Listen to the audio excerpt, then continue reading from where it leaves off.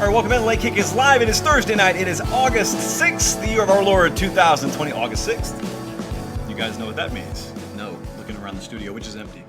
You don't. Happy birthday to Dan Pate, also known in Georgia circles as my father. August 6th already. Now, I assume he had hoped to have an SEC schedule in front of him already by the time his birthday arrived. We can't give him that as a present yet. So let's talk about what we do know tonight. We do know Big Ten schedule. We do know ACC schedule. We know Miami is red hot on the recruiting trail and maybe even just on the football field this year. More on that in just a second. And we also know some guys are opting out. So there is part excitement out there, part terror. And as usual, it's never as bad or as great as things seem. So we're here to make sense of it all for you tonight. You'll probably leave here a lot more relaxed than you were when you came. So I'm happy to have you here. My name is Josh Pate. This is Late Kick Live. If you haven't already, subscribe to the 24/7 Sports YouTube channel. We will be just flooding you, and I mean flooding you, with content all throughout the season, maybe even including some things that you haven't seen yet, some projects that haven't even been debuted. You ever look at the way debuted is spelled, by the way? It doesn't look like it makes sense. So we're going to dive into a lot tonight. I've also got a Q&A at the very end of the show that's about recruiting, sort of the tangled web of recruiting and interconference recruiting, dealing with two powerhouse programs in the SEC and just some, it's not any hidden information, but it may be a different angle that I don't think you've thought about. So let's dive right in here. And let's start with some initial reaction that we have taken away from the ACC and Big Ten schedules. The ACC released theirs today. Now, they did it the way that we like them to do it, which is yesterday they put out a tweet and let us know exactly what time it was coming out and exactly where to find it, and all's well that ends well. I want you to look, if you're watching on YouTube, live or pre-recorded, I want you to look at what Colin's showing you right now. This is the graphic for the ACC's schedule. Everyone always accuses Clemson of a cakewalk, and there's really not much they can do about it outside of their out-of-conference. But check out Clemson's schedule here. I want you to look at the last four games. They're the second column down there. They play, there's a bye week in here, but they play at Notre Dame. They got a bye. Then they play at Florida State. Then they have Pitt. And then they go to Virginia Tech. And I don't know how many of you have ever been to Blacksburg, Virginia, period, much less in December. But it's not 72 and sunny, and so Clemson doesn't exactly have the easiest stretch in the world to end the season. Now, half the people I talked to today said, oh, it doesn't matter, we won't make it that far anyway. Okay, well, humor me on the off chance that we do make it that deep into the season. That whole at Virginia Tech to end the season or regular season, that'll be kind of interesting.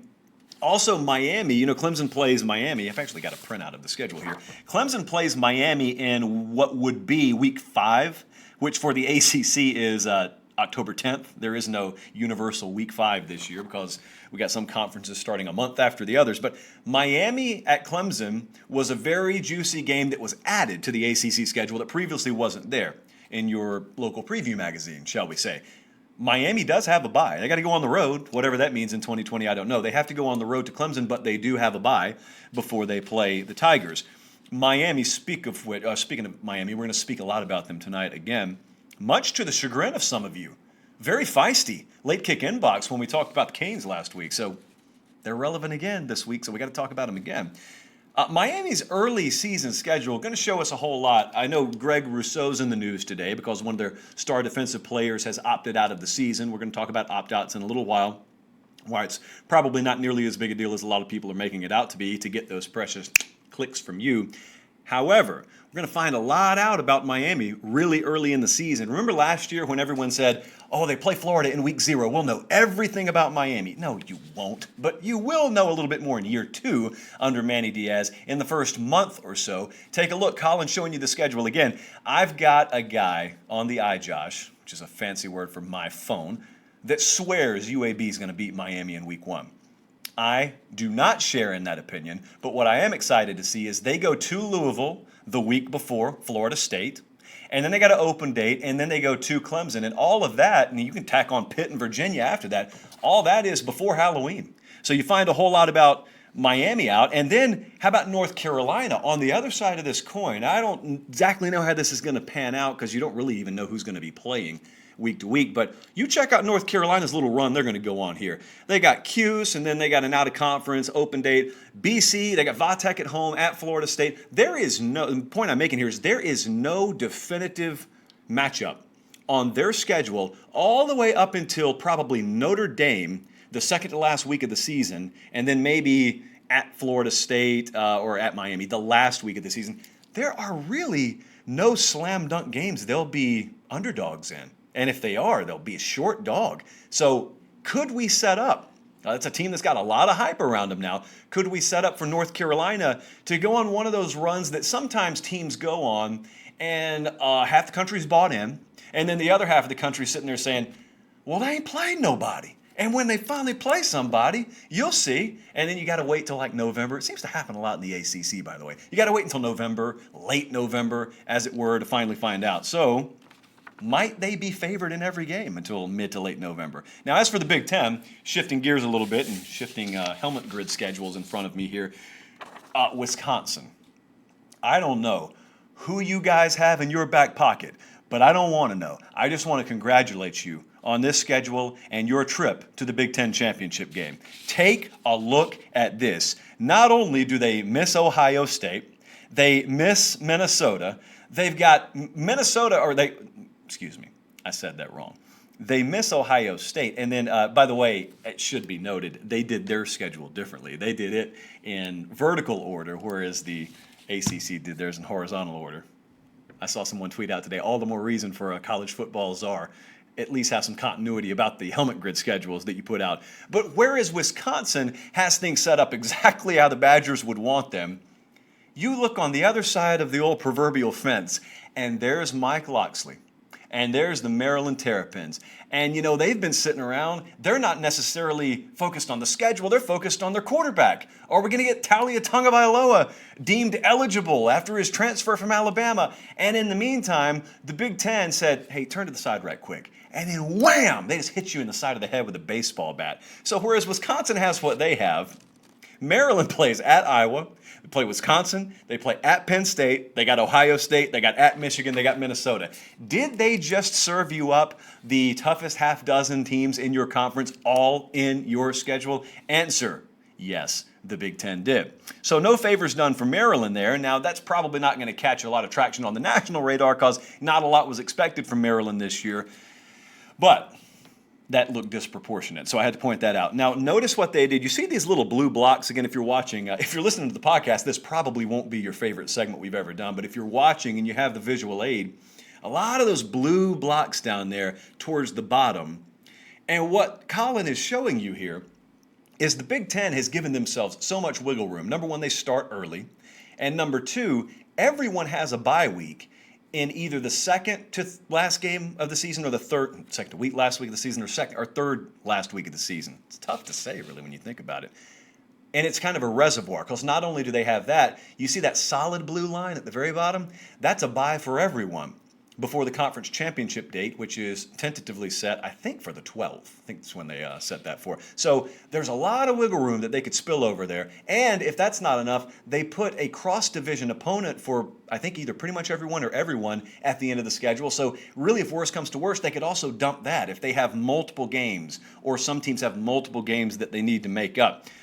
So they built in a lot of flexibility. Now, as we sit here and we wait for the SEC to release their schedule, that's not something that the SEC chose to do. The SEC chose to put their flexibility on the front end, and we're going to wait until September 26th, tentatively, to start our season, and we're going to watch all the rest of you wade out into the water, and if sharks don't come up and eat all of you, then we're going to come behind you, and we'll just let you be the guinea pig, and then we'll follow behind at a distance.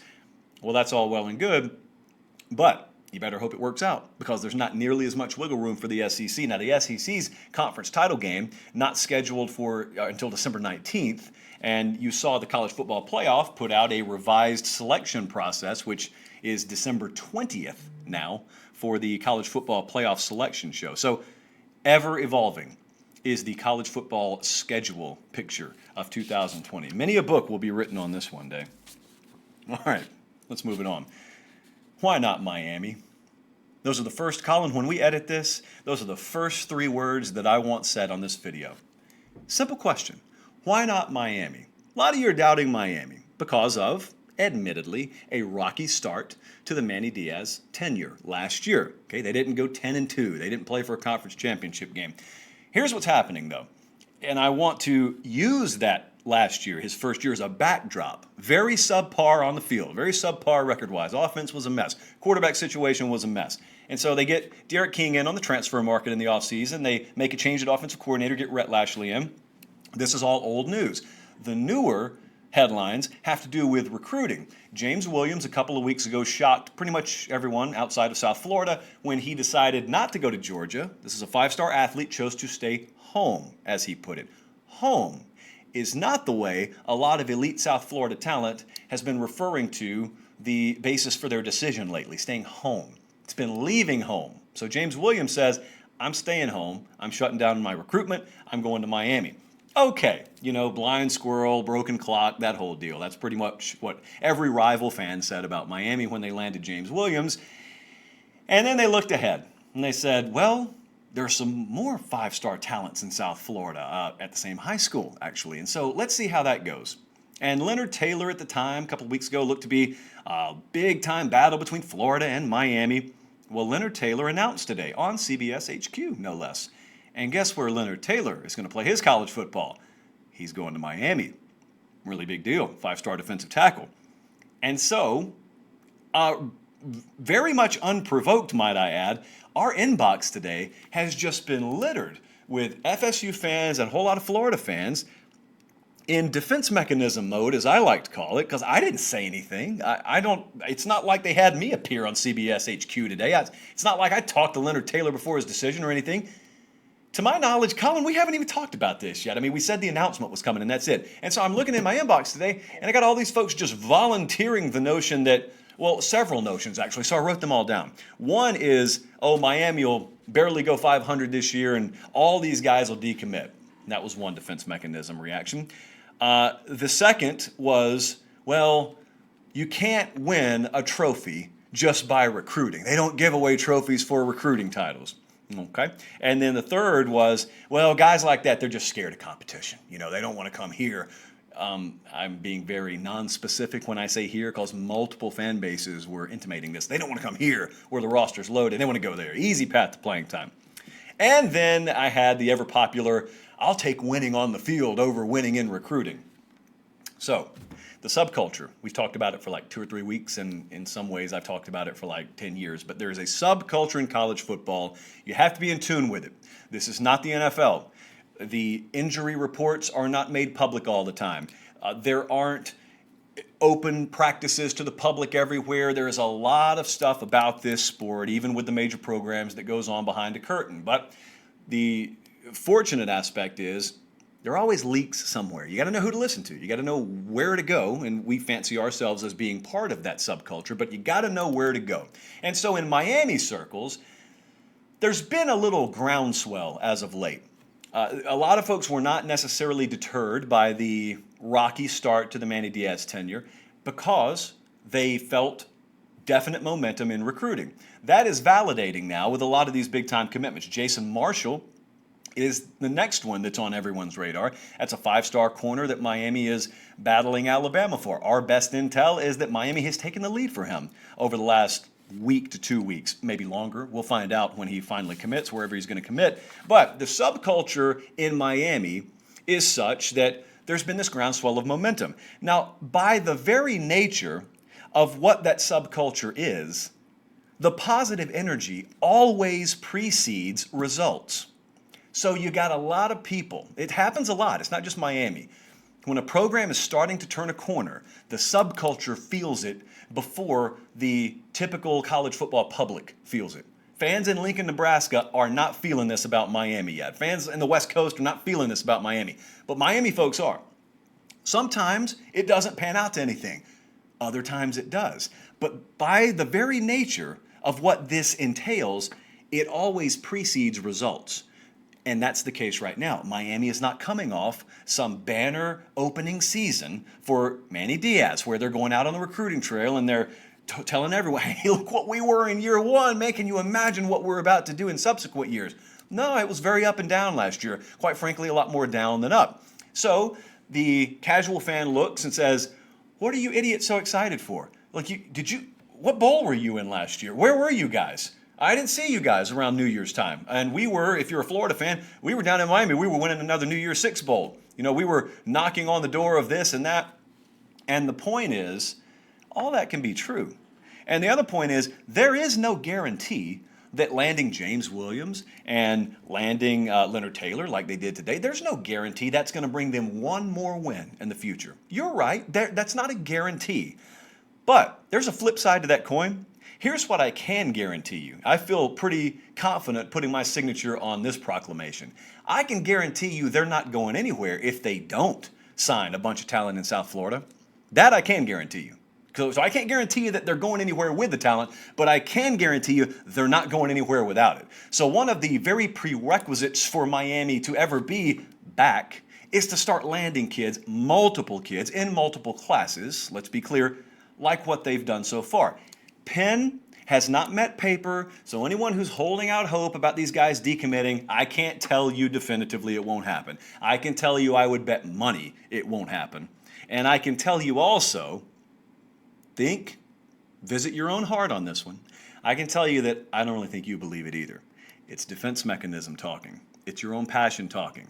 But if I told you you had to take your next paycheck and you had to bet it one way or the other, this is a kind of an alternate universe where we're betting on recruiting, and the wager is yes or no, even money here, yes or no, Leonard Taylor remains committed to Miami all the way to signing day. James Williams remains committed until signing day. Yes or no? Paycheck on the line. What are you betting? You're betting those kids are going to sign with Miami. So stop saying all these things, because most of you don't really believe it. And hey, I'm willing to entertain some offers from those of you who really do believe that they're going to decommit. But I want you to remember, in summary, third time I've made this point, because it's a very important point, this is not happening off a springboard of a 10-2 debut campaign in Miami for Manny Diaz. They were bad last year, and yet they've still gone out, and they have had to participate in what I always like to call vision-based recruiting. Tennessee and Jeremy Pruitt are trying to do the same thing right now. If you win a lot, it's easy to sell kids on the concept that you can come here and win, because look, we've already done it. All you got to do is turn on your TV. Well, Manny Diaz can't sell that right now. But yet he's still selling Miami. That's the whole point. And so if he's doing it when their record sucked last year, what happens if they contend for the ACC championship? What happens if they play for an ACC championship this year? What happens if they're on the road at Clemson and whenever they play them? Let's see, I got the schedule here. Week 5, ACC Week 5. What happens if that thing's tied up early fourth quarter? Win or lose? What happens if it's tied up and all of a sudden you're saying, Miami? Miami what? Florida? Yeah, Miami, Florida. Look, they can play football again. Do you think that the recruiting momentum subsides? Do you think it's just limited to these guys? I don't think so. So my question in closing is the same as the question I asked when we opened this. Why not Miami? What is it that's really standing in the way? General and broad incompetence is what has stood in the way down there, and that encompasses a lot of things. What is standing in the way in the future? And if they start kicking down this door or rebuilding a wall, I guess, and keeping a lot of their talent home instead of going to Tuscaloosa and Clemson and Columbus, it's no guarantee that anything's going to happen, but that is the basis for starting the snowball rolling down the hill. So I didn't predict any national championship there. I'm just telling you there is reason for the folks who are confident and very excited about the current and future state of Miami to be excited about the current and future state of the program. Now let's move on and let's talk about something. Let's segue. Let's build a segue here. Speaking of Miami, did you hear about Greg Rousseau opting out of the season? You can cut that out, Colin. Now here's where we'll really start the segment. Opt-outs have a lot of you concerned. Greg Rousseau at Miami. We've had Rashad Bateman at Minnesota opt out. We've had Micah Parsons at Penn State opt out of the season. And then we've had other guys like Jamar Chase at LSU announce, hey, I got every intention of playing this season. So we got a mixed bag. But a lot of people are afraid that a few superstars who are opting out, guys who look to be either locks or fairly virtual certainties to go in the first round of the NFL draft, whether they play or not this year, you're afraid that that's going to cause an avalanche. And even if we do have a season, a lot of the big boys are going to be out. Now, here's the reality. we will probably see a few more of these. I mean, we're seeing them right now. So I'm not going to sit here and tell you, okay, well, now that we got those out of the way, that's done. No, the reality is we're probably going to see a few more. You're probably going to see a lot of things, quite frankly, this year, if and when college football happens, that you've never seen before or since. So just chalk it up to 2020. 10 years from now, when you're talking about the history of this country, college football no different, someone will just say, that was 2020, though. And you go, oh, yeah, okay, yeah. I got you now. Western Michigan won the national championship. 2020, though. I got you. Okay. So here's the reality. I did some digging on this because I saw a lot of you very concerned. A lot of you were expressing to me a lot of concern about, is this guy going to sit out? Is that guy going to sit out? This is independent of what's going on in the Pac-12. I'm talking specifically about this season. I'm talking about guys with health concerns, guys with pretty solidified draft status and draft stock. That's what I'm talking about, to be abundantly clear. The reality is most guys want to play. I know this comes as a very big shock to some people, including some folks who cover this sport, but I would suggest to you that a lot of college football players, most college football players, a vast majority of college football players love playing college football. They have aspirations to take it to the next level one day, but not every one of them is in a hurry to hit that exit door, contrary to what is sometimes popular belief. Now, this year, there is a new factor in that room that may hasten your steps towards that exit door. But few guys are first-round locks, very few. Now, there are going to be 32 eventual first-rounders taken. How many of them are locks the year before and the season before that upcoming draft happens? Very few. Micah Parsons is an exception to the rule. That guy is thought to be a top 10, top 15 lock. Greg Rousseau at Miami thought to be the same way. So this is not an all or none proposition. I'm going to suggest to you this is not going to become a trend that a lot of people are concerned about it becoming. But it's not an all or none thing. What I mean by that is this time next year, if we're back to normal and some guy for Georgia, some guy for Texas opts out, that doesn't mean that you come back and you wag your finger and say, oh, I told you it was going to become a trend. That's not a trend. 1 or 2 or even 5 does not a trend make. But long term, let's think about this and let's put it all on the table. I've talked to some very informed people, not just in the football world, but in worlds that would qualify them to speak on such things, shall we say. One example doesn't prove everything and it doesn't prove anything. But I want you to think about this. For every Micah Parsons, let's take this year as an example. Micah Parsons, not going to play a down, it looks like this year, probably still go top 10.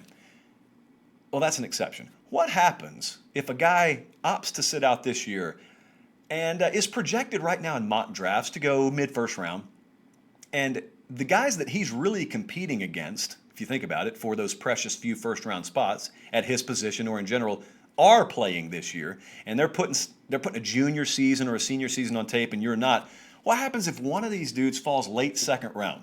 I'll tell you what happens. What happens is, from now until eternity, when you sit down, if you are a guy who's eligible to leave and you're thinking about leaving and you sit down with your parents and your coaches and it's all put on the table, those scenarios are going to be put out there. You got one chance to make as much life-changing money as you can, and you got a senior season or a junior season coming up here.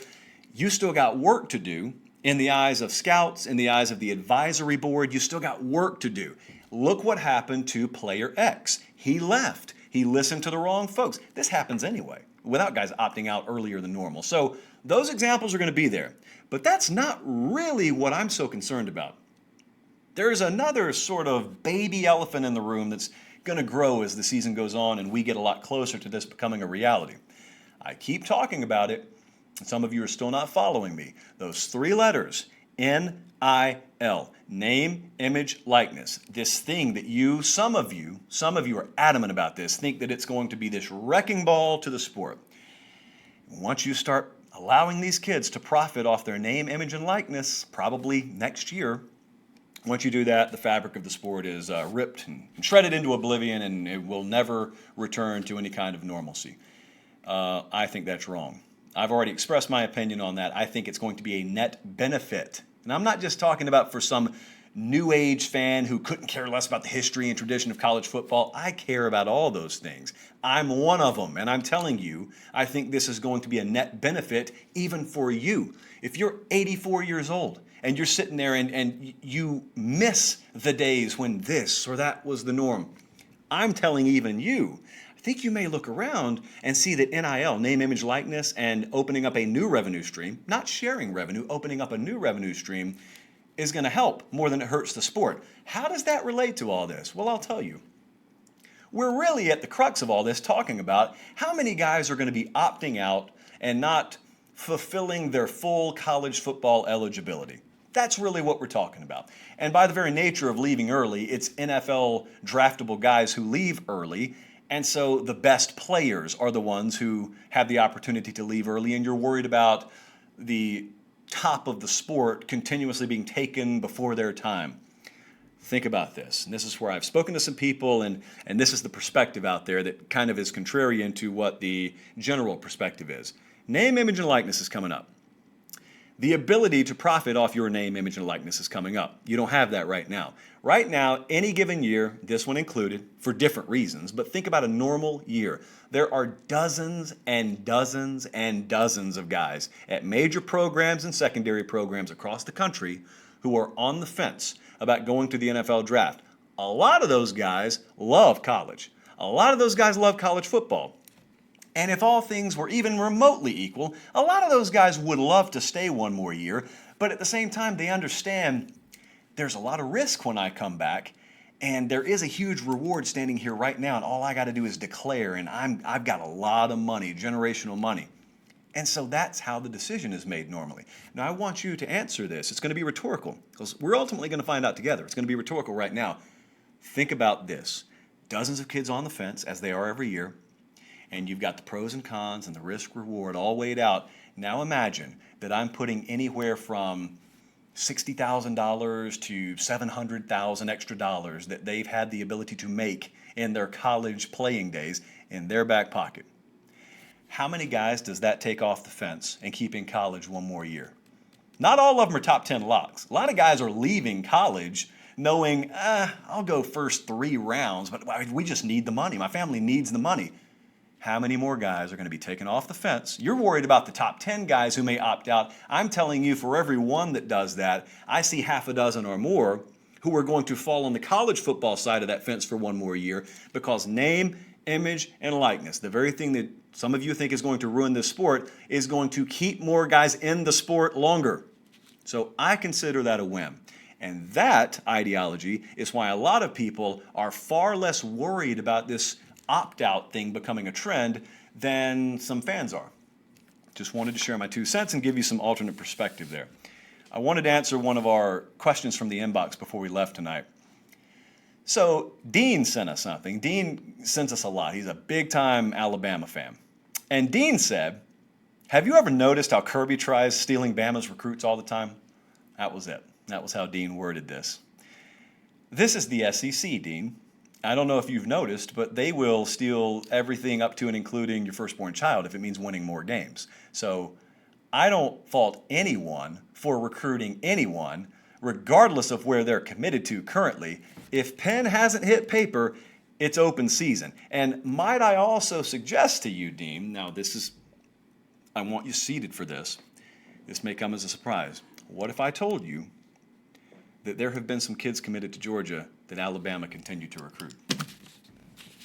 I've heard that it's happened. It's just rumor, but I've heard it's happened before.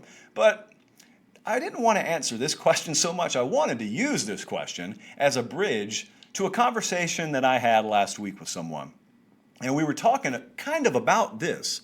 We were talking about the last few years. It was, ironically, it was another one of my big-time Georgia buddies. And I was talking to him, and he said, dude, do you have any idea how much we've done for Alabama? I said, what are you talking about? Because we were talking about recruiting. And we were talking about how it's so mysterious and how if you could trace back the lineage of any given recruit, sometimes ones who have decommitted famously from one program and ended up at another one. It's why I avoid the way that this point is going to end is why I always avoid these hot knee-jerk reactionary takes on recruiting. Bookmark that. And let's talk about this for a second. So he says, do you have any idea how much he's talking about Georgia, how much we have done to help Alabama, how much Kirby Smart has done to help Alabama since he got to Georgia? Because I thought he was talking about what Kirby did at Alabama. To be honest with you, I was only halfway paying attention. I think I was writing something. And so I said, yeah, man, he was a good coordinator over there. He said, no. Not when he was at Bama. He's done a lot for Alabama since he's been at Georgia as the head coach. And I said, what in the world are you talking about? So then he walked me through it. And I said, I see where you're going here. So those of you who are hardcore recruiting fans, you probably remember these stories. If you're a Georgia or a Bama fan, you absolutely remember it. But maybe you're a casual observer and you don't know where these players were once committed. Let me tell you a little story.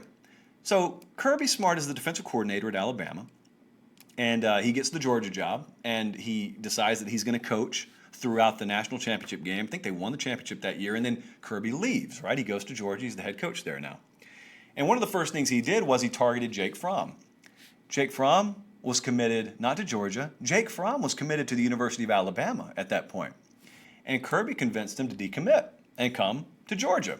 And Jake Fromm ended up being pressed into duty and as a true freshman and ended up playing.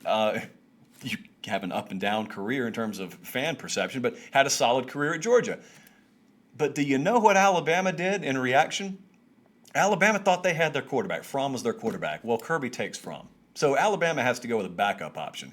And that backup option was this kid from Hawaii named Tua Tagovailoa, who ends up being inserted at halftime, famously, of a national championship game and beating Georgia. And the eternal question is Tua even on this team if Kirby doesn't take Jake Fromm? So that's one way that my friend is suggesting Kirby Smart's done a lot for Alabama since he left. But it doesn't end there, friends. I want you to think about this, because a couple of years later, Carson Beck is a quarterback that most of you don't know yet. He hasn't really played. He's committed to Alabama. I think at the time we had him rated as either a high 4-star or a 5-star guy. He's committed to Alabama. Guess who comes calling again? Kirby Smart comes calling again. And Mr. Beck decommits from Alabama, and guess where he commits? He commits to Georgia, where he is on the roster right now. Alabama is again in need of a quarterback. And what does Alabama do? All they do in their search for a replacement for Carson Beck is go sign the eventual number one player in the country, Bryce Young. He is a true freshman this year. So both of these guys just got on campus. The story remains to be written there, but I think it's pretty safe to say Alabama, it looks like, got the better end of that little exchange. Third point, do you remember the whole Scott Cochran hullabaloo when Scott Cochran was snatched in the middle of the night from Kirby Smart out of the hands of Alabama and taken to Georgia, and everyone freaked out, and we told you, let's wait and see how this one plays out. Well, you don't even have to be close to Alabama at this point to have heard the rock star status that new strength conditioning sports science duo that they got from Indiana has already acquired before a game's ever been played up there. And so that could be a third leg of moves that Kirby Smart has made to bolster Georgia's program that end up benefiting Alabama in the long run. And I circle back, as I said, to the reason why I'm never the one. As soon as a decommitment happens or something along those lines, I'm never the one to rush to the nearest microphone or the nearest keyboard and start talking about how someone just won and how someone pulled a shocker here. Now, you may be shocked by what's happening, but you don't know who wins. I can promise you, when Kirby Smart took Jake Fromm, he decommitted from Bama and went to Georgia, Bama fans were bummed out about that, just as they were bummed out about losing Carson Beck to Georgia. And in both cases, they ended up the better for it in the aggregate. And some of them were pretty bummed out, including some very national types, pretty bummed out about Georgia's ability to take Scott Cochran. Well, now, it's just a few months later. Who's looking around saying, boy, they missed Scott Cochran at Alabama? They haven't played a game. Like nothing's really changed. They haven't played a football game yet. Just look at how these things change. Look at how perception changes in this sport. Don't try and be the first to be first. Just sit back. Let this stuff unfold. You'll notice. I'll give you an example. There's a lot of stuff happening in the Pac-12 right now. There's a whole lot of stuff happening out there. There are a whole lot of demands being made. Have you heard us talk about it on this show? No. Aside from right now, we haven't even spoken about it on this show. It's not because I don't have thoughts.